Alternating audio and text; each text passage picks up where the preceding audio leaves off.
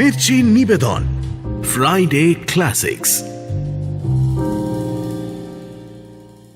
মদ্যপান, ধূমপান ও মাদক সেবন স্বাস্থ্যের পক্ষে ক্ষতিকর। বইটির সত্ত্ব আনন্দ পাবলিশার্স প্রাইভেট লিমিটেড কর্তৃক সংরক্ষিত। কি হলো? আলো নিভে গেল তো। বিনায়ক বাবু, কোনো ভয় নেই, মাঝে মাঝে এমন হয়। পাওয়ার হাউসে কোনো গোল হয়ে থাকবে। ও কি তন্দ্রা, চোখে জল কেন? কি হয়েছে? এ বিয়ে আমি করব না বাবা, তুমি বিয়ে ভেঙে দাও। সে কি কথা মা? কুমার কত বড় বংশের ছেলে, কত বড় রাজ্য তার।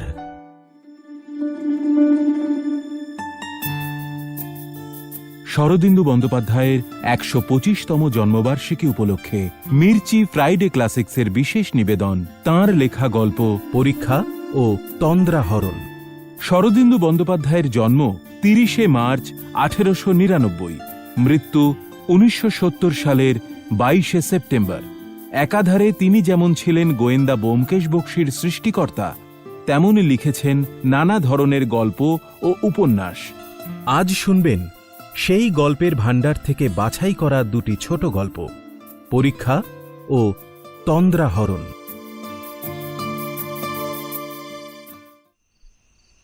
বিনায়কবাবুর উর্দিধারী খানসামা রামরতন এসে জিজ্ঞেস করল, বাবু, ও আপনি বই পড়ছেন? তা 10টা যে বেজে গেল, আলো তিনখানি নিভিয়ে দি। না না, এখনই কি? আমি আরো একটুখানি পড়ব। তুই যা, বাইরে তোর কোয়ার্টারে গিয়ে দৌড় দিয়ে শুয়ে পড়গে যা। বাবু, এই ঘরে ভেতরে আসা দরজা, ওইদিকে বাইরে যাবার দরজা সব তালা দিয়ে দি। না থাক, মনটা একটু উসখুস করছে বুঝলি।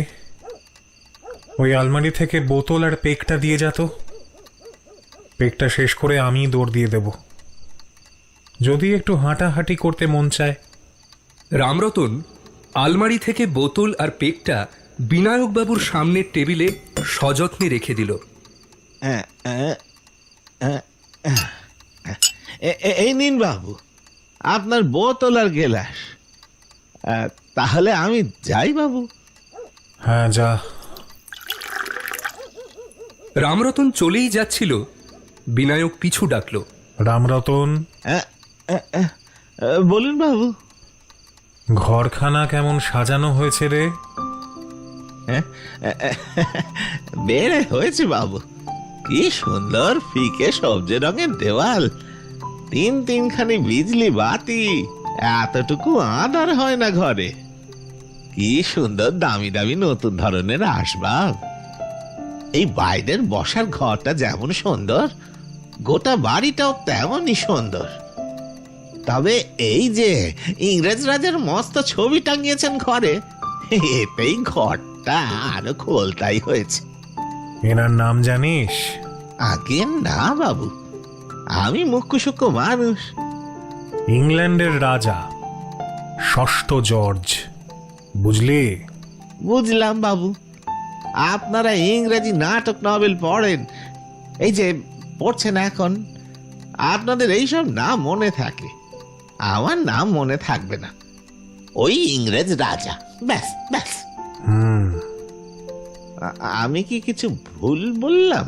ভুল না। আগে বাবু একটা কথা বলবো, যদি আজ্ঞা করেন। বল। আগে আপনার মনের মধ্যে যে কি চলে তা কিন্তু আপনার মুখ দেখে বোঝার উপায় নেই। মাঝে মাঝে কেমন ডর খেয়ে যাই। অনেক রাত হয়েছে, মেলা বকিস না তো, যা তুই এবার। আগে আসি বাবু, বাইরে দৌড় দিয়ে ঘুমাবেন কিন্তু। ঠিক আছে। না, আজ আর বই পড়ায় মন লাগছে না। এই ইম্পোর্টেড পোর্ট ওয়াইনটা যেন মন কেড়ে নিচ্ছে।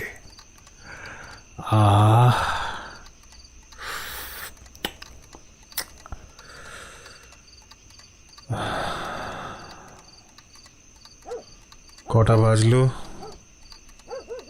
10:20। না, এই পেকটা শেষ করেই শুয়ে পড়ব। আর বেশি রাত করব না, এই চ্যাপ্টারটা কালকে শেষ করব। রামরতন বাইরের দরজা খুলে আবার বন্ধ করে চলে গেল। বিনায়ক আবার বই পড়ায় মন দিল। বই পড়তে পড়তে মাঝে মাঝে পেগে চুমুক দিতে লাগল। মিনিট 15 বাদে হঠাৎ বাইরের দিকে দরজা দিয়ে রামরতন আবার প্রবেশ করল। তার হাতে জার্মান সিলভারের রেকাবের উপর একখানি চিঠি। তুই যাসনি? ফিরে এলি যে? এখন চিঠি একটা দিদিমণি দিল। দিদিমণি? হ্যাঁ। কই দে দেখি। এত রাতে দিদিমণি? কোন দিদিমণি? এই দাঁড়া, তুই দাঁড়া, যাস না।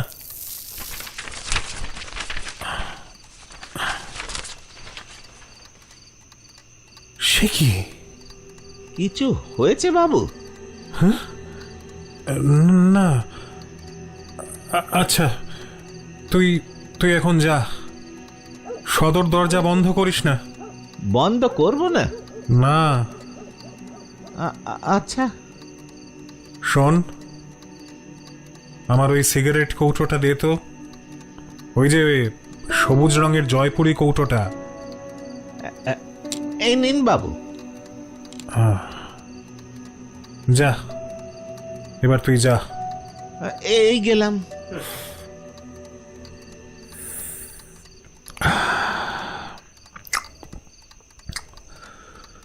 কি ব্যাপার, হঠাৎ এত রাতে? তাহলে কি আমার সম্পর্কে শহরে যেসব উঠতি রটনার আমদানি হয়েছে সেসবই কানে গিয়েছে?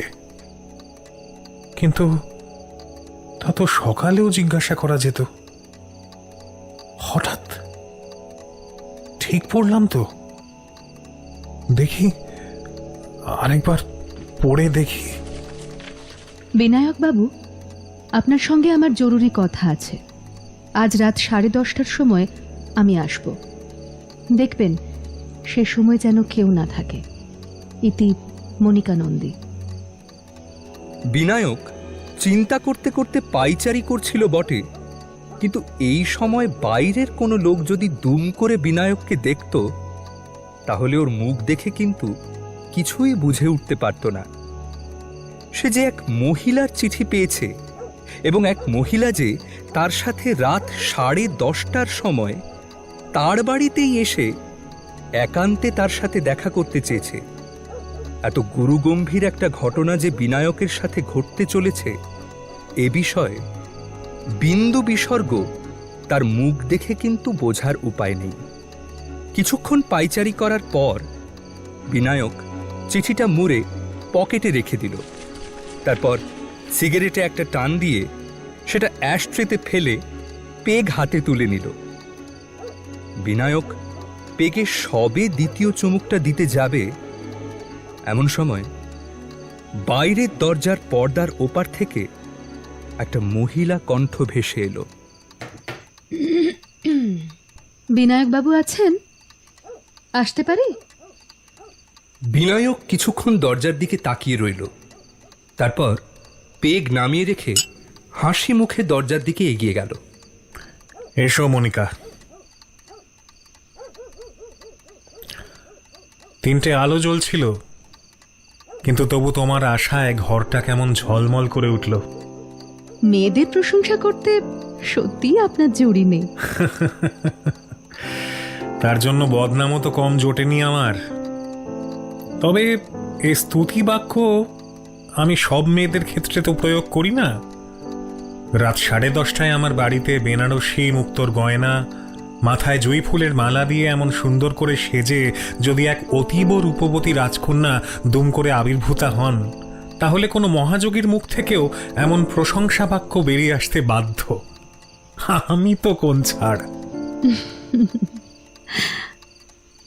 তুমি হাসছো? যদিও এমন বিরাগ ও অনুরাগ সমান পরিমাণে মেশানো হাসি একমাত্র মেয়েরাই হাসতে পারে, আমি তো জন্মে পারবো না। ঠাট্টা ছাড়ুন। আমার চিঠি পেয়েছিলেন? হ্যাঁ, এটাই তো। কি মনে হয়েছিল চিঠি পেয়ে? সেকালের পণ্ডিতগুলো ঠিক ধরেছিল, স্ত্রী জাতির চরিত্র আর পুরুষের ভাগ্য কখন যে কি ঘটবে বলা যায় না। আমার ভাগ্য যে হঠাৎ এত প্রসন্ন হয়ে উঠতে চলেছে তা 10:25 আগে জানতে পারিনি। তাই একটি ভদ্র মহিলার সাথে দেখা করার জন্যে ভদ্র পোশাক পরার কথা সেইটুকুর সময়ও কিন্তু আমি পাইনি। আগে থেকেই মার্জনা চেয়ে নিলাম। যদিও ঢিলে পায়জামা পাঞ্জাবি, ওপরে সিল্কের গাউন নিশ্চয়ই খুব অসভ্য পোশাক নয়, কোনো ভদ্র মহিলার সঙ্গে এই পোশাক পরে কথা বলাই যায়, খুব অপরাধ হয়তো হয় না, তাই না? আপনি কি বলেন? আমার চিঠিটা দিন তো। এই চিঠিটা নিশ্চয় আপনার আর কোনো দরকার নেই, তাই আমার কাছেই থাক। যথা ইচ্ছা। তাছাড়া তোমার চিঠি আমার কাছে না থাকাই ভালো। সাবধানের মার নেই। আমার বদনামের পাল্লা এমনিতেই বেশ ভারী, কিন্তু যাক, এত রাতে এভাবে আমার সাথে দেখা করতে এসেছো যখন, তখন নিশ্চয়ই তোমার দরকারটা বেশ প্রবল। তবু আমারও কিছু কর্তব্য বলে বস্তু আছে। কখন এসেছো অথচ তোমার সংবর্ধনা করা হয়নি। এসো এসো, বসো, এই সোফাটাতে আরাম করে বসো। আপনিও বসুন না। হ্যাঁ, বসছি। আগে এটা নাও, এই বাক্সটা তোমার পছন্দ হবে। জয়পুরি বাক্স। এর থেকে একটা সিগারেট নিয়ে ধরাও। বাক্সটা খুবই সুন্দর, কিন্তু আমি সিগারেট খাই না। তাই? আশ্চর্য হলেন মনে হলো। কেন, আপনার পরিচিতা মহিলারা সকলে কি সিগারেট রসে আসক্ত? সকলেই নয়, কেউ কেউ। কয়েকজন এমন আছেন যারা একটানে একটা আস্ত সিগারেট পুড়িয়ে ছাই করে দিতে পারেন। কিন্তু তুমি যখন ধূমপান করো না, তখন অন্য কোনো পানীয়ের ব্যবস্থা করি, চা, কফি, শরবত। বিনায়ক লক্ষ্য করল মনিকা পেগের দিকে তীক্ষ্ণ নজরে তাকিয়ে আছে। কিছুক্ষণের মধ্যেই মনিকা পেগের থেকে নজর সরিয়ে বিনায়কের দিকে নিক্ষেপ করে বলল, আমার জন্য ব্যস্ত হবেন না, বরং আপনি যা খাচ্ছিলেন সেটা শেষ করে ফেলুন। আমি যা খাচ্ছিলাম মানে?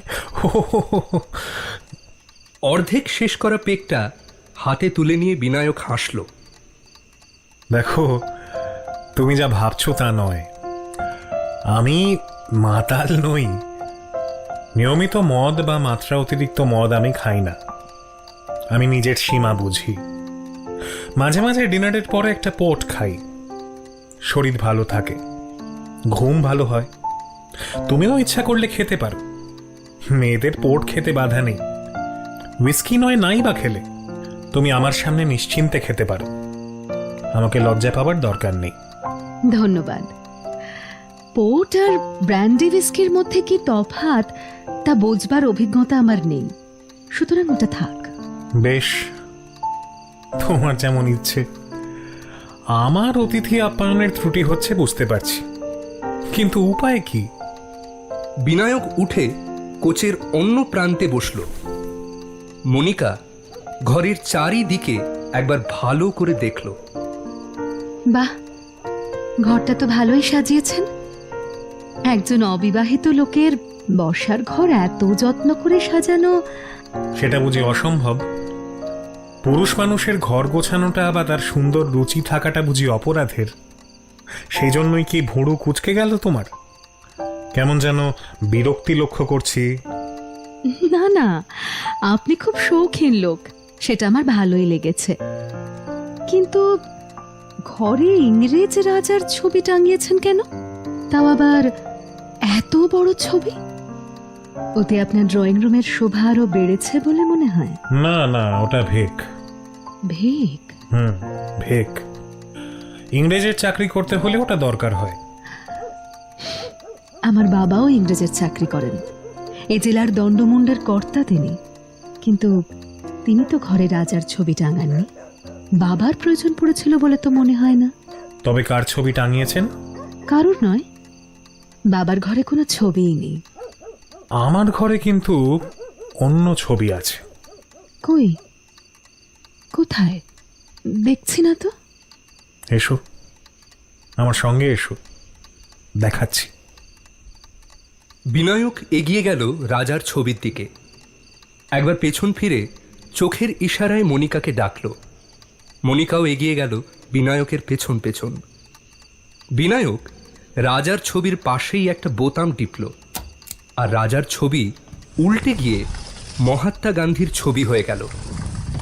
মনিকা কিছুক্ষণ নির্বাক হয়ে তাকিয়ে থাকল মহাত্মা গান্ধীর ছবির দিকে।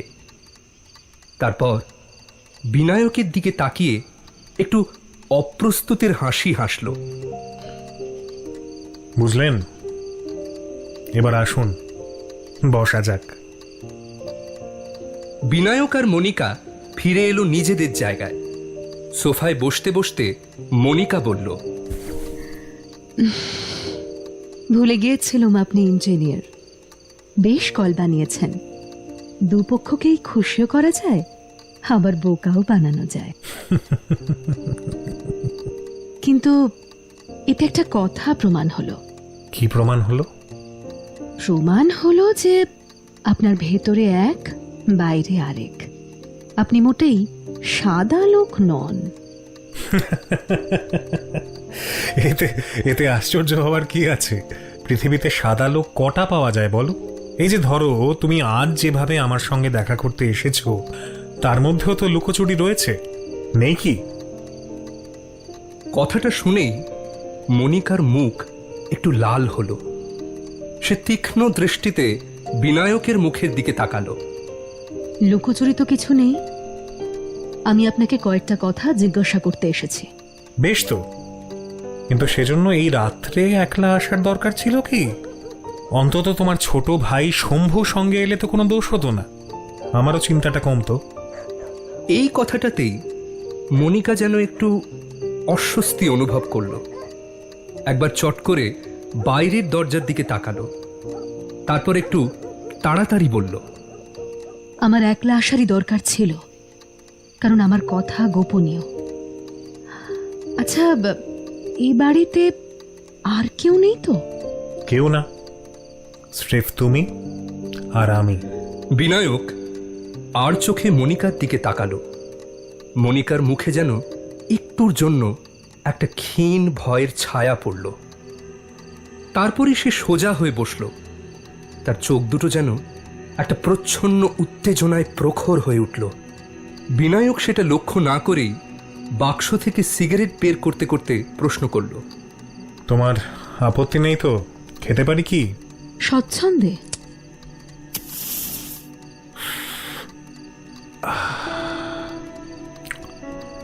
মৌজ করে সিগারেট ধরিয়ে বিনায়ক কৌচের পাশে বসল। কয়েকটা ধোয়া রিং ছেড়ে বলল, মনিকা, অনেক রাত হয়েছে, তোমার বাড়িতে সবাই চিন্তা করবেন। এবার তোমার গোপনীয় প্রশ্ন আরম্ভ করে ফেল। আমার দিকে তাকিয়েই প্রশ্ন করতে পারো, মহাত্মা গান্ধীর ছবির দিকে তাকিয়ে থাকতে হবে না। যাজ্ঞে, তোমার প্রশ্ন বানে বিদ্ধ করো আমায়, দেখি কুপকাত করতে পারো কিনা। আজ সকালে আপনি বাবার সঙ্গে দেখা করতে গিয়েছিলেন? হ্যাঁ, গেছিলাম। আমার সঙ্গে বিয়ের প্রস্তাব করেছিলেন? করেছিলাম।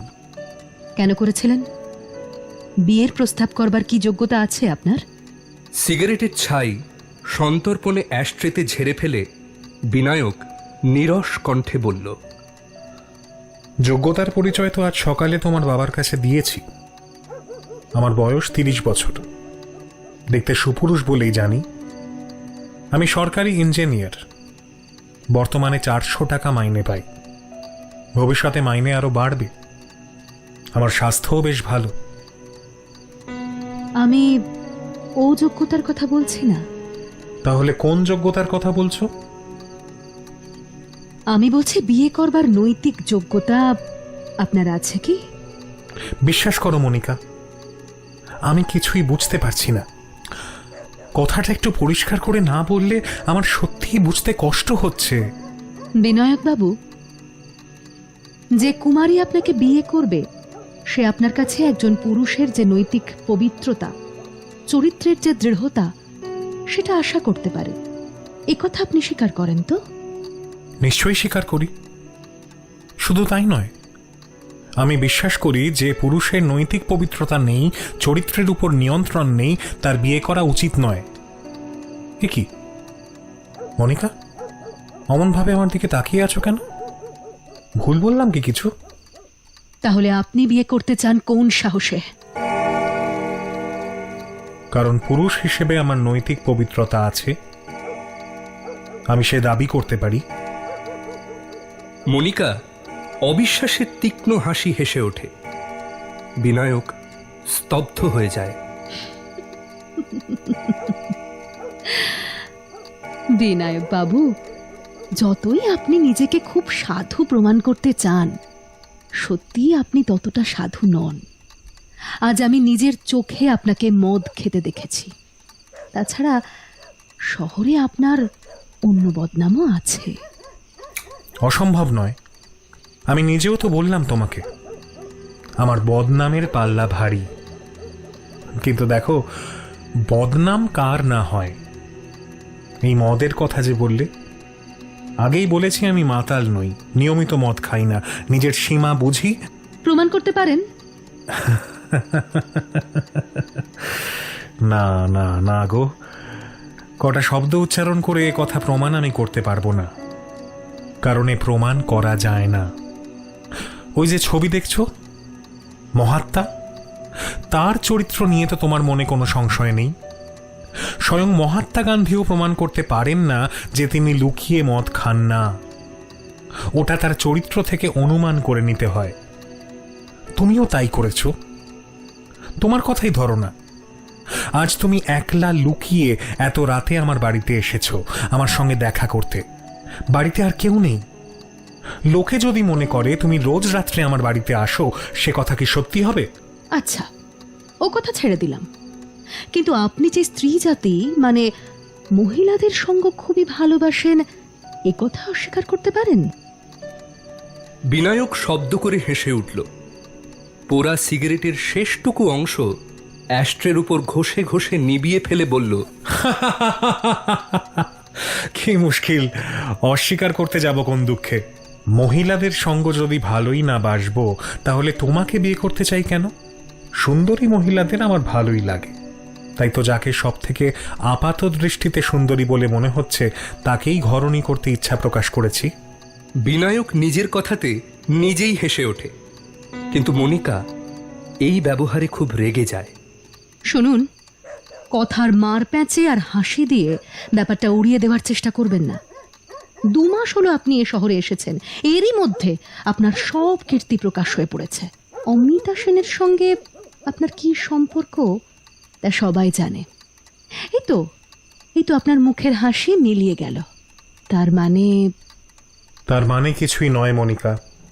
মানুষ যে শুধু এক টুকরো ঘটনা দেখে তার ইতিহাস ভবিষ্যৎ বিচার না করেই কত ভ্রান্ত ধারণা বানিয়ে নেয় একটা মানুষ সম্পর্কে, সেটা ভেবেই আমার মুখের হাসি মিলিয়ে গেল। অমিতার সঙ্গে আমার কি সম্পর্ক তা শুধু আমি জানি আর অমিতা জানে। সত্যি? খুব গোপনীয় সম্পর্ক বুঝি? একটু শুনি না, কেমন সম্পর্ক? আমরা সেটা বুঝি জানতে পারি না।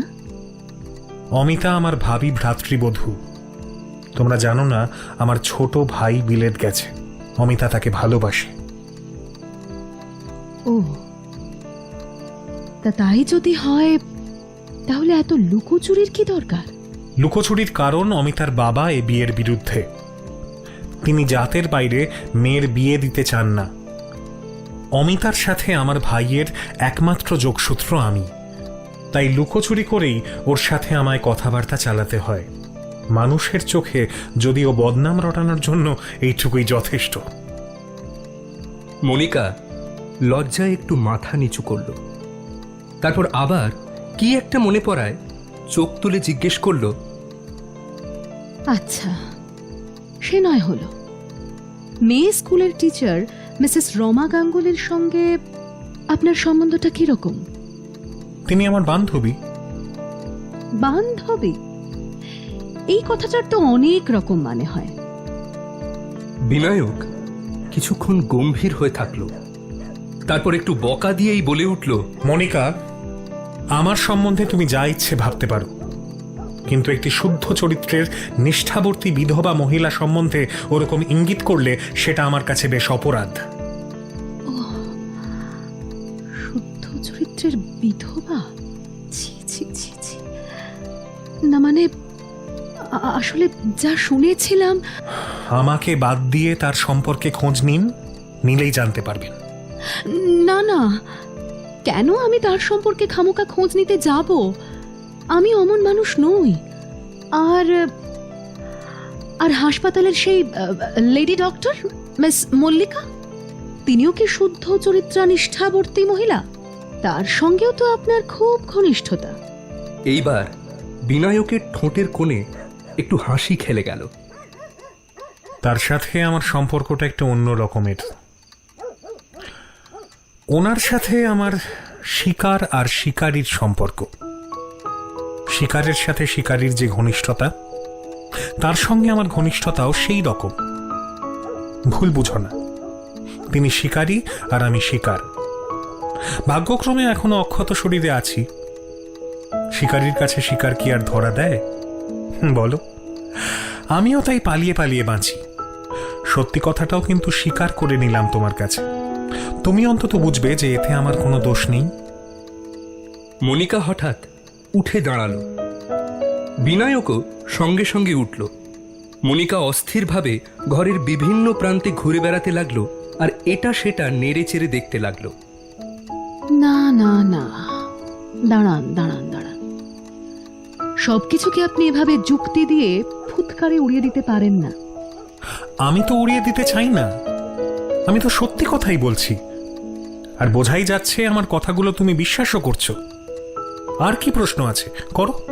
করছি, করবই তো, করছি। একটু ভাবতে দিন, ভাবতে দিন। করছি করছি। এত ভাবতে হচ্ছে কেন? কি হলো? মনে হচ্ছে আর কোনো প্রশ্ন খুঁজে পাচ্ছ না। কটা বেজেছে? এবার আমি বাড়ি যাব। দাঁড়াও, দেখে বলছি। ঘড়ি দেখার জন্য বিনায়ক পিছন ফিরতেই মনিকা এক অদ্ভুত কাজ করল। মদের শূন্য পেকটা তার হাতের কাছেই ছিল। ক্ষিপ্রভাবে হাত চালিয়ে নিমেষে সেটা মেঝেয় ফেলে দিল। ঝনঝন করে কাঁচ ভাঙার শব্দ হলো এবং প্রায় সঙ্গে সঙ্গে বিদ্যুৎবাতি নিভে গিয়ে ঘর অন্ধকার হয়ে গেল। অন্ধকারের ভিতর থেকে মনিকার কাতর আর্ত গলার কণ্ঠ বেশ জোরে ভেসে আসলো। ওই যা, এ কি হলো? আলো নিভে গেল তো। বিনায়ক বাবু! কোনো ভয় নেই, মাঝে মাঝে এমন হয়। পাওয়ার হাউসে কোনো গোল হয়ে থাকবে। তুমি যেমন আছো তেমনি দাঁড়িয়ে থাকো, নইলে পায়ে কাঁচ ফুটে যেতে পারে। আমি পাশের ঘর থেকে মোমবাতি নিয়ে আসছি।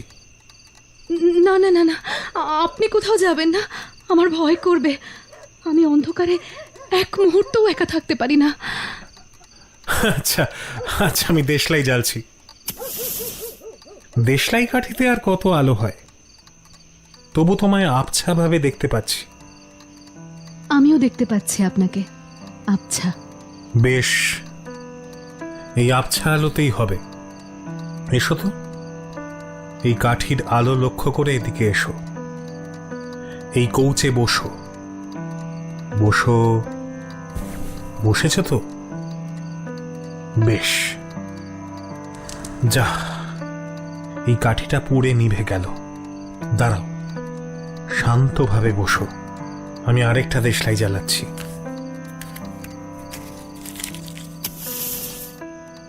হাত পা বেশি নাড়িও না অন্ধকারে, কোথায় কিসে লেগে যাবে, ব্যথা পাবে। ইস, আমার এত খারাপ লাগছে। আপনার কাঁচের গ্লাসটা কেমন ভেঙে ফেললাম। কি করে ভাঙলো বলো তো? কি জানি, অসাবধানে হাত লেগে গেছিল। অমন বাঁকা ভাবে হাসছেন যে বড়? ভাবছি যে মদের গ্লাস ভাঙার মধ্যে হয়তো নিয়তির কোনো ইঙ্গিত আছে কি, কে জানে সামনে কোনো ভাঙন অপেক্ষা করে আছে কিনা। তা জানি না। আপনি অত দূরে দাঁড়িয়ে রইলেন কেন? কাছে আসুন, আমার যে ভয় করছে। আসছি, দাঁড়াও। হয়েছে, কাছেই আছি, কিন্তু ভয় নেই।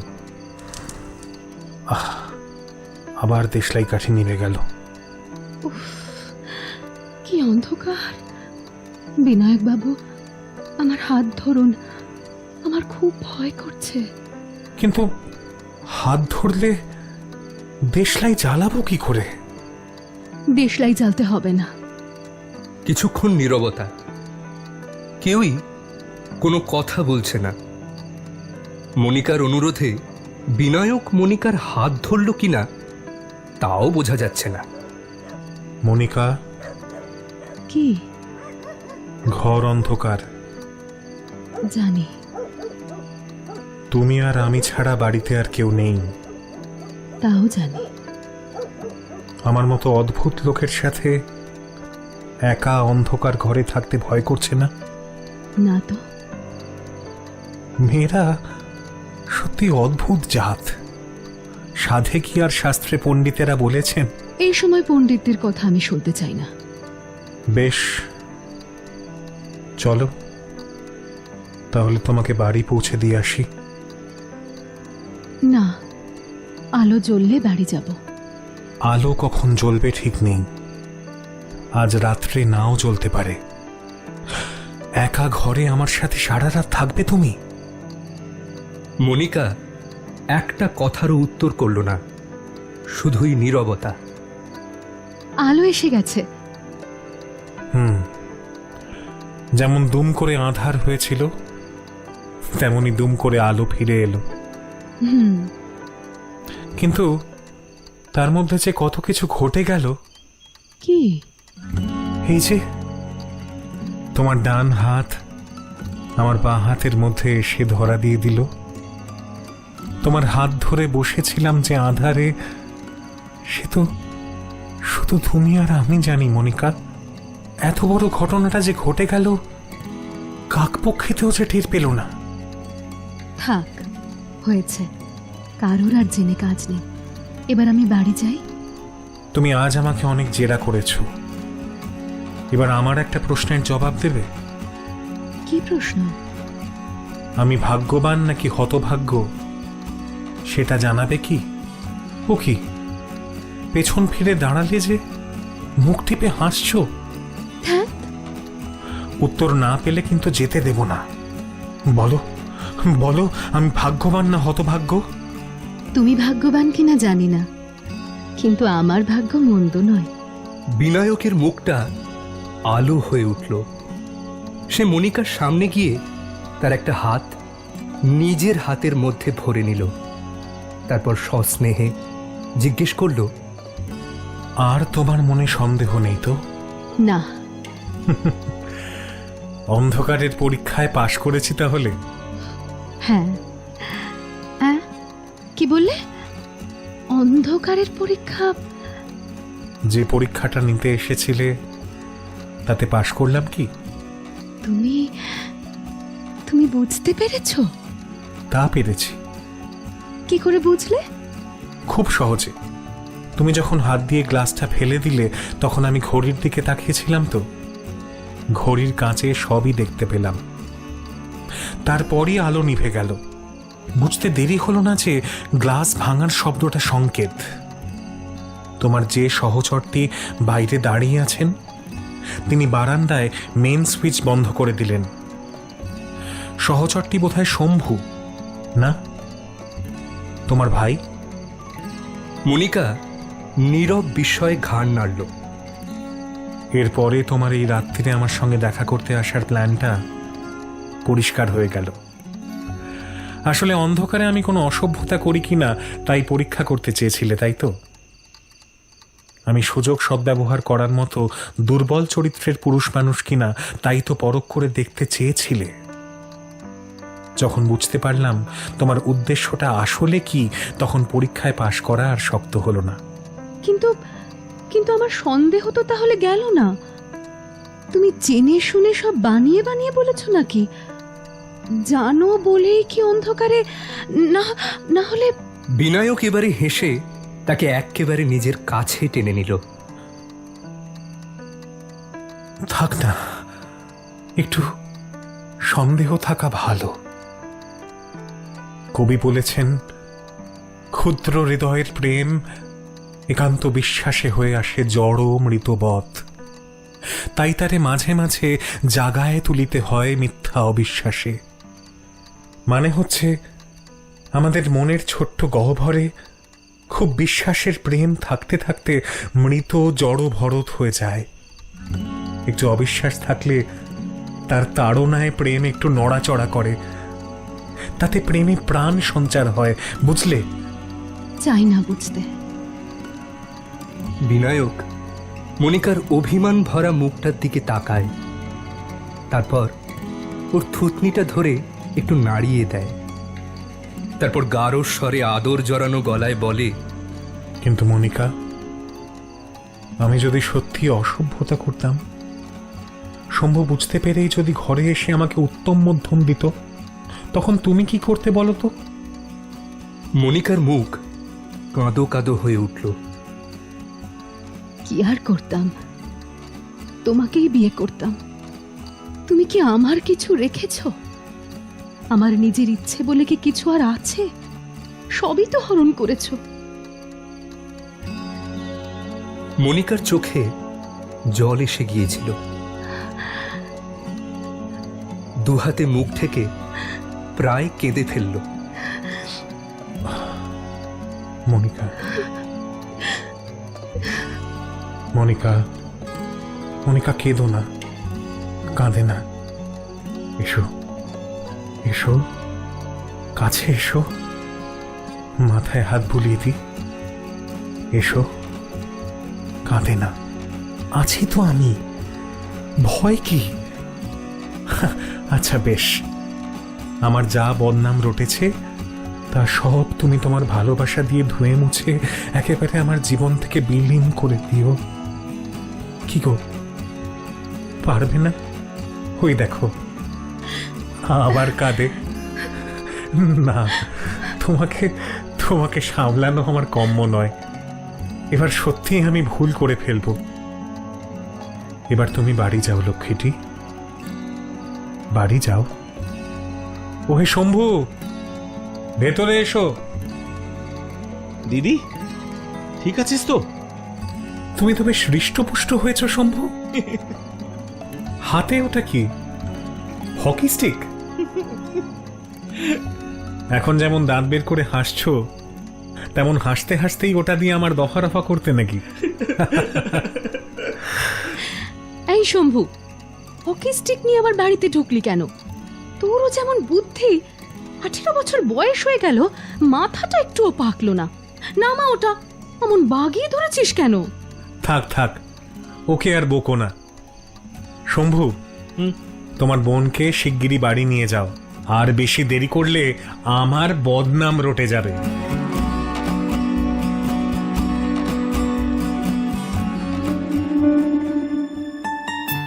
মির্চি ফ্রাইডে ক্লাসিক্সে এতক্ষণ শুনছিলেন শরদিন্দু বন্দ্যোপাধ্যায়ের লেখা গল্প পরীক্ষা। এবারে শুনবেন দ্বিতীয় গল্প তন্দ্রাহরণ। সে অনেকদিন আগের কথা। পৌণ্ড্রবর্ধনের রাজকুমারী তন্দ্রার মন একেবারে ভালো নেই। মধুমাসের বিকেল বেলা তিনি তাই প্রাসাদ শিখরে উঠে একা একাই দ্রুত পায়চারি করছেন, আর রেগে গাল লাল করে নিজের মনেই বিড়বিড় করছেন।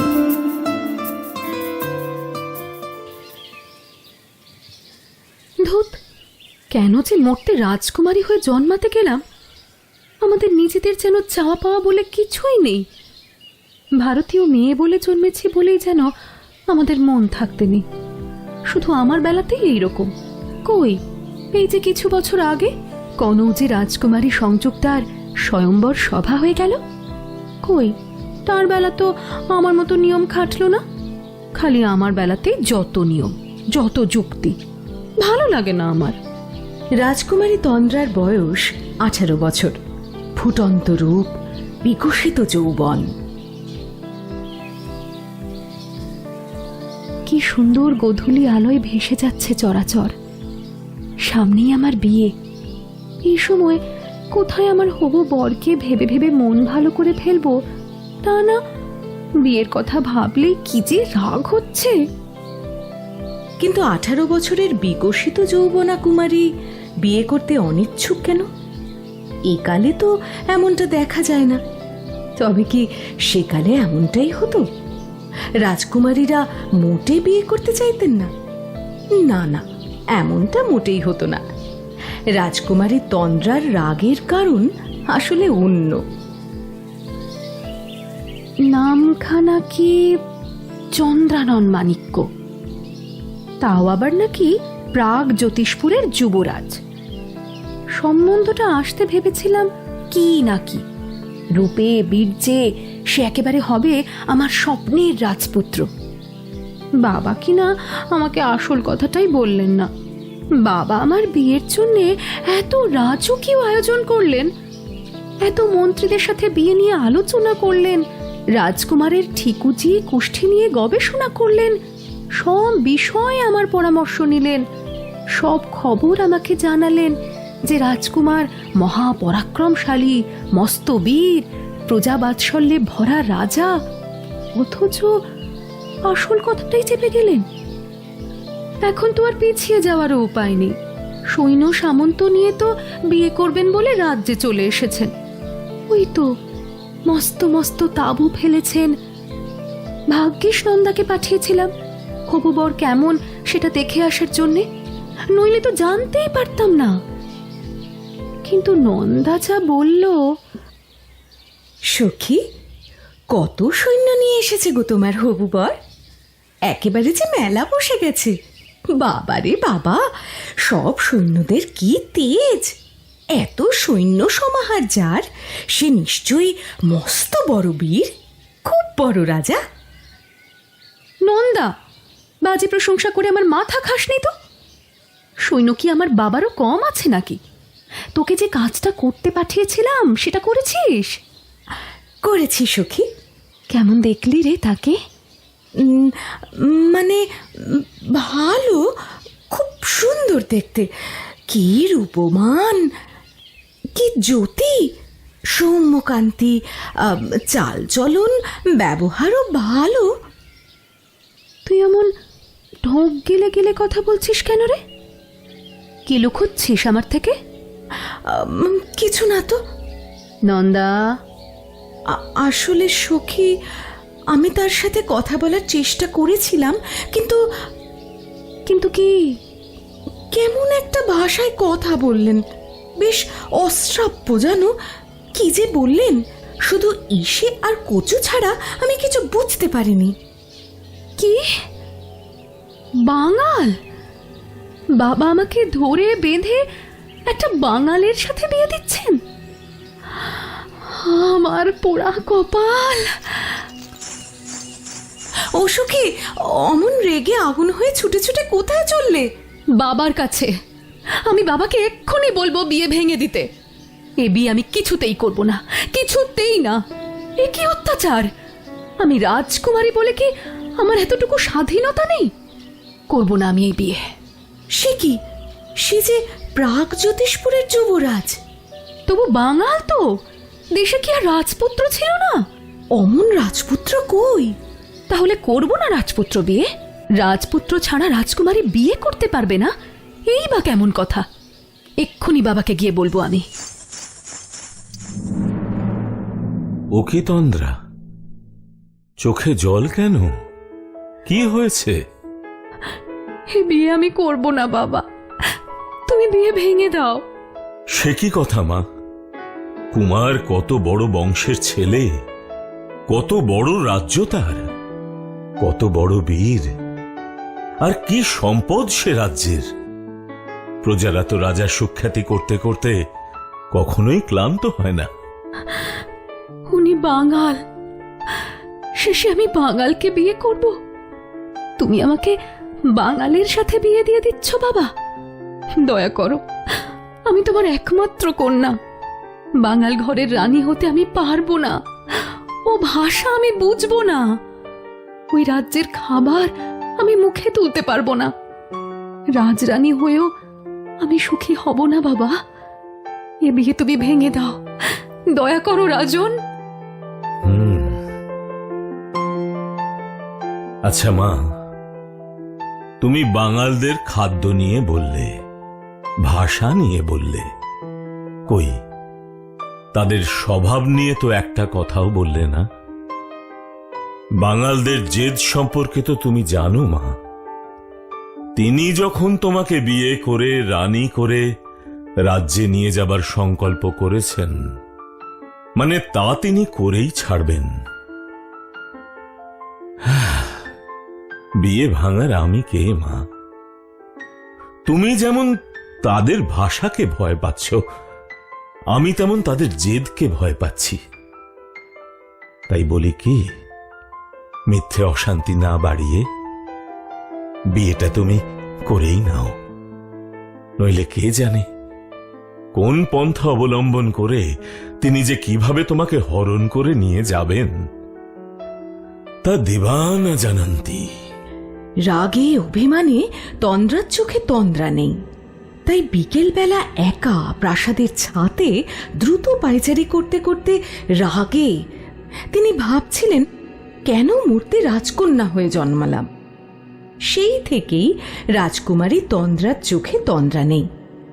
বিকেলের মরমর আলোর দিকে তাকিয়ে এইসব কথা মনে পড়ে যেতেই তন্দ্রার রাগ আরো বেড়ে গেল।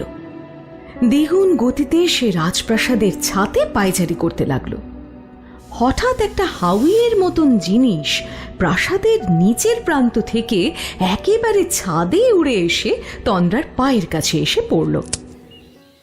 বাবা, কার এত বড় সাহস যে রাজপ্রাসাদের ছাদ লক্ষ্য করে তীর নিক্ষেপ করে?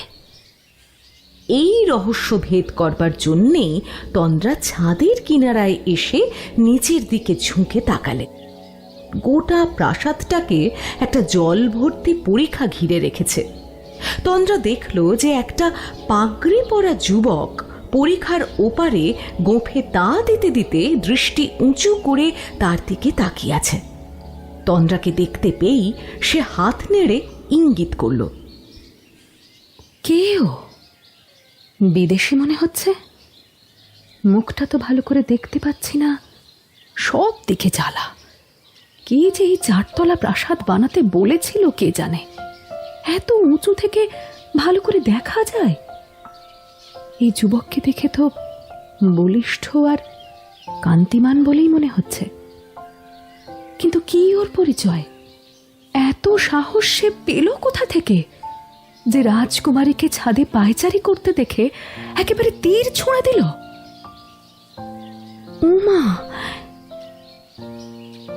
এই যে তীরের গায়ে লিপি জড়ানো, তার মানে পত্র পাঠিয়েছে। দেখি তো কি লিখেছে। ছলনাময়ী নন্দা, আর কতদিন দূর হতে তোমায় দেখে অতৃপ্ত থাকব। তুমি যদি আমাকে ভালোবাসো তবে আমার মনুষ্কাম সিদ্ধ করো। আমার মন আর বিলম্ব সইতে পারছে না। যদি আমাকে বঞ্চনা করো নিজেরই অনুশোচনা হবে। পরদেশী বন্ধু কতদিন থাকে, চলে তো যেতে হবে। সদয়া হও, তুমি যা বলবে তাই করব। একবার সাক্ষাৎ হয় না? তোমার অনুগত বন্ধু। আচ্ছা, বুঝলাম। এই জন্যেই নন্দা নানা রকম ছল চাতুরি করে ছাদে চলে আসে। ওর ছাদে আসার এত আগ্রহের কারণ এই আমি বুঝলাম। এই যে তীর ছোঁড়া বিদেশি সুন্দর দেখতে কান্তিময় পুরুষ নন্দাকে দেখে মজেছে। নন্দারও বেশ পছন্দ হয়েছে এনাকে। পছন্দ হওয়ারই কথা। দূর থেকে দেখেই বোঝা যায় যে বেশ সুপুরুষ।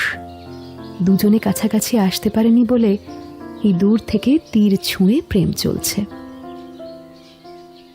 হঠাৎ তন্দ্রার দুটি নয়নে বিদ্যুৎ খেলে গেল।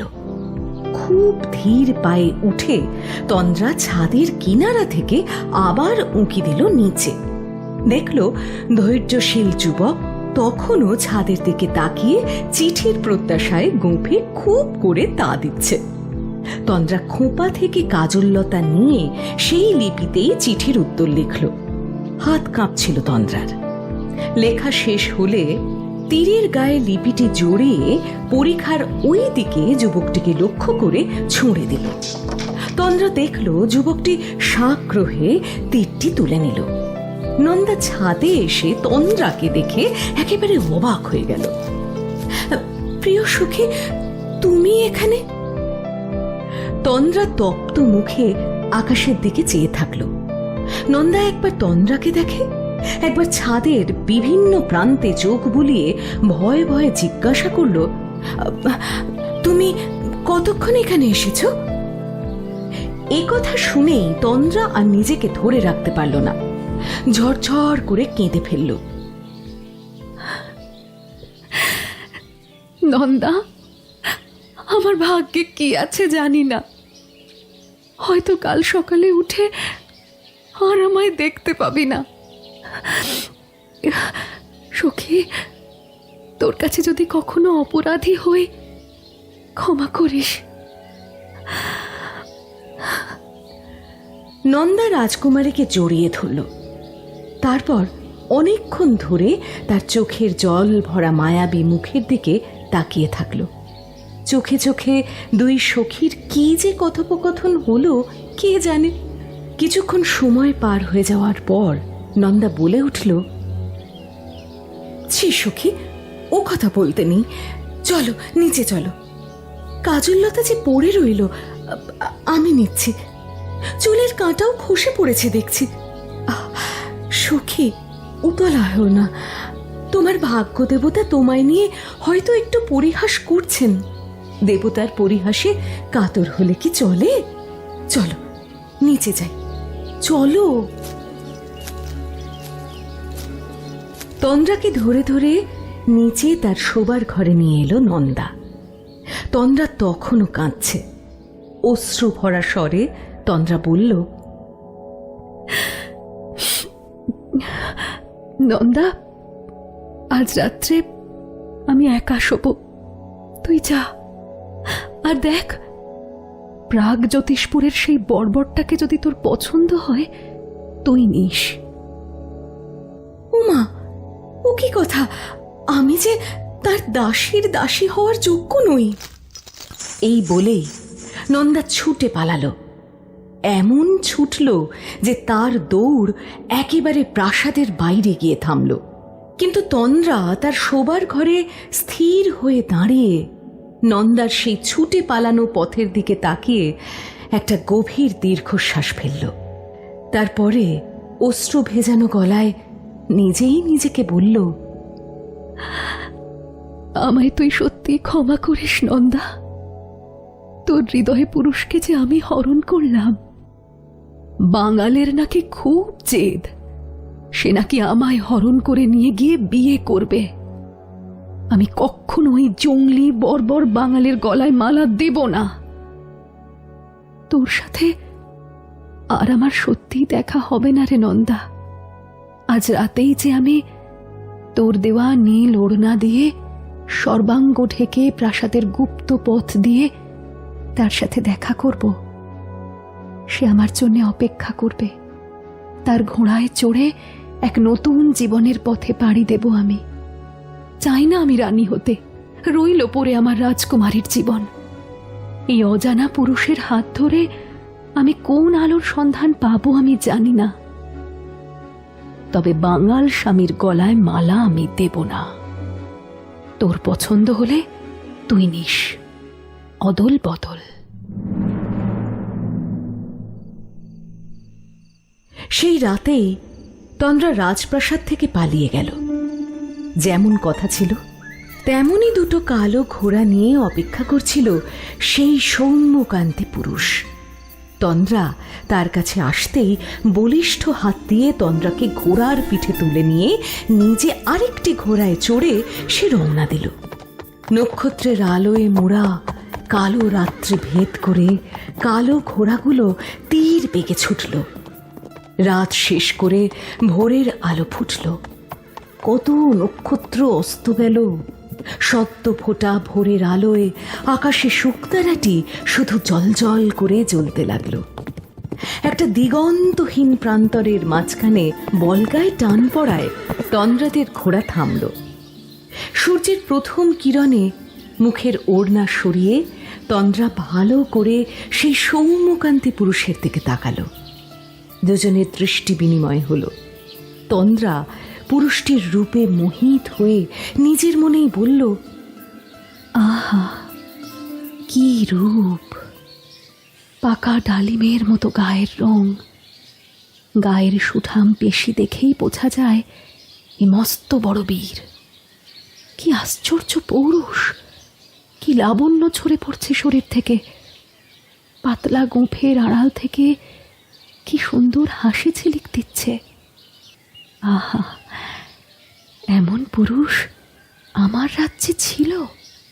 আর বাবা কার সাথে আমার বিয়ে ঠিক করছিলেন? দূর থেকে যা দেখেছিলাম, কাছ থেকে তো উনি শত গুণে আরো সুন্দর। এই মানুষের সাথে আমি কত অনায়াসেই অজানা জীবনে ঝাঁপ দিতে পারি। কিন্তু উনি যে নন্দাকে ভালোবাসেন, ছি ছি, ওই বাঙালির হাত থেকে রক্ষা পাওয়ার জন্যে উত্তেজনার বশে আমি কি করলাম? এত সুন্দর মানুষকে ঠকালাম। তন্দ্রা অনুতাপে বিদ্ধ হয়ে শেষে সব কিছু স্বীকার করবে বলেই মনস্থির করল। লজ্জা জড়ানো গলায় বলল, আর্যপুত্র, আমার ছলনা ক্ষমা করো। আমি নন্দা নই, আমি তন্দ্রা। তরুণ সৌম্যকান্তি যুবকটি হাসলেন। গোঁফে হালকা তা দিয়ে সুমধুর কণ্ঠে বললেন, ইসে সেটা না যাই নাই কি চুরি কইরা আছি। রাজকুমারী, তুমি বড়ই চতুরা, কিন্তু আমার সৈখ্যে যদি ধুলাই দিতে পারবা তা তোমারে বিয়া করতে আইলাম কি এর লাইগা? চমকে উঠল তন্দ্রা। বিস্ফারিত চোখে যুবকের দিকে তাকিয়ে বলে উঠল, তুমি তুমি কে? আরে কসু, সেটা এখনো বোঝবার পার নাই। আমি আমি চন্দ্রানন মাণিক্য, ইসে প্রাগজ্যোতিষের যুবরাজ। সত্য কইলাম। দুটো কালো ঘোড়া ঘেঁষাঘেঁষি করে ধীর গতিতে পৌণ্ড্রবর্ধনের দিকে ফিরে চলেছে। তন্দ্রার হাত শক্ত করে মুঠো ভরে ধরে রয়েছে চন্দ্রানন। তন্দ্রার খুলে যাওয়া বেনি মাঝে মাঝেই চন্দ্রাননের বাঁ কাঁধের উপরে এসে পড়ছে। যুবরাজ, কি সুন্দর তোমার ভাষা, যেন মধু ঝরে পড়ছে। কতদিনে আমি এ ভাষা শিখতে পারবো? চন্দ্রানন তন্দ্রার কপালে একটা চুমু খেয়ে বললেন, ইসে আগে তোমারে বিয়া তো করি, তারপরে 1 মাসের মধ্যে তোমারে শিখাইয়া সারুম। তোমাগোর ওই কসুর ভাষা 1 মাসে ভুইল্লা যাইতে পারবা না। সুখাবিষ্ট কণ্ঠে তন্দ্রা বলল, পারুম।